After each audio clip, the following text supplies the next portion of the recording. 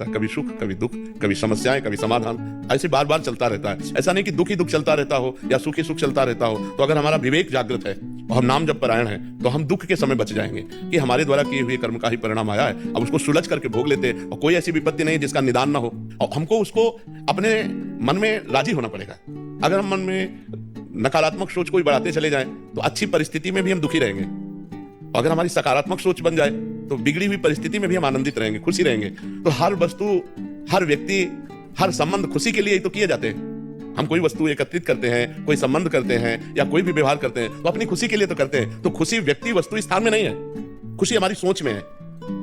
एक छोटा सा बच्चा मिट्टी का खिलौना पाके खुश हो जाता है, उसकी सोच है ना उतनी, वो आपको मिले तो आप खुश नहीं होंगे क्योंकि आपकी सोच और कुछ है ना। तो अगर हमारी सोच परमानंद भगवान में है तो कौन सी परिस्थिति हमें दुख दे सकती है? परिस्थिति आती जाती है।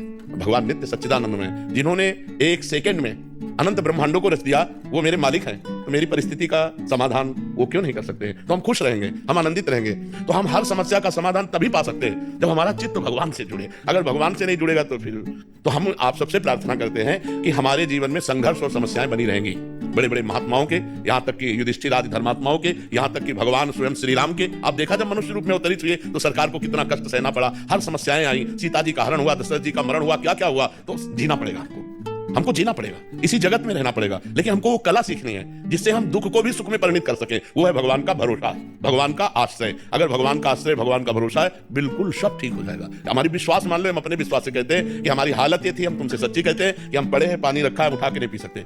आज आप देखते हो सैकड़ों साधक हैं, तो ये कौन है? भगवान ही तो है ना। भगवान आकर इतने रूप में, अपने बाप को कोई दुलार नहीं करता लेकिन ये हमारा दुलार करते हैं। तो हमें लगता है ये मेरे ही ऊपर नहीं, यदि आप भगवान के आश्रित हो जाओ तो भगवान आपके भी हैं। लेकिन भगवान के बिना समस्या का समाधान नहीं है, ये हम आपसे जरूर कहते हैं। भगवान के बिना समस्या का समाधान नहीं है। हर समस्या का समाधान श्री भगवान है। वो अपने आप न जाने कहां से कैसे कैसे सब व्यवस्था कर देते हैं। इसलिए हम सबसे कहते हैं कि अपनी समस्या का समाधान केवल भगवान से होगा, किसी इंसान से नहीं होगा। अगर इंसान कोई करेगा तो हमारे बाधा ही पहुंचाएगा, वो स्वार्थ बुद्धि प्रकट कर देगा। लेकिन वो भगवान करेगा, वो निस्वार्थ करता है, वो निस्वार्थ करता है। इसलिए हमें लगता है हमारी समस्याओं का समाधान विवेक और भजन है। अगर हम भजन करें और विवेक से चलें तो संसार पर विजय प्राप्त कर सकते हैं।